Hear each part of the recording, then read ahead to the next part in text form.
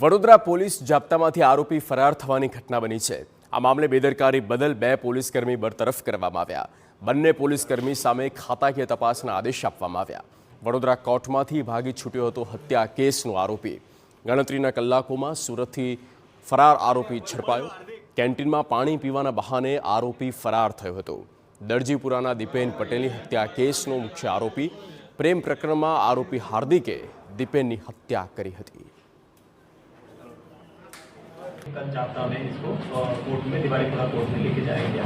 तो वहाँ पे ये किसी तरीके से जो है जो जाप्ता थी उससे निकल के फरार होने में कामयाब हुआ।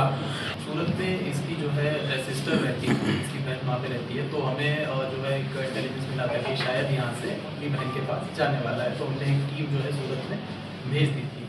तो वहाँ पे फिर हमने वेट किया। तो ये वहाँ पे जब आया तो हमने इसको पकड़ा। મે મહિનામાં થયેલી હત્યાના બનાવમાં આરોપી હાર્દિક પ્રજાપતિને તેના સગા ભાઈએ પણ સાથ આપ્યો હતો, જેને લઈ બુધવારે દિવાળીપુરા કોર્ટમાં સુનાવણી હોવાથી બંને આરોપીઓને પોલીસે રજૂ કર્યા હતા।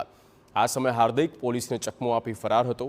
આ મામલે નરપત દાન અને વિશ્વમ નામના પોલીસકર્મી સસ્પેન્ડ કરવામાં આવ્યા। જોકે પોલીસે આરોપીને ઝડપી કઈ રીતે અને કોની મદદથી સુરત પહોંચ્યો તે અંગે તપાસ કરી છે।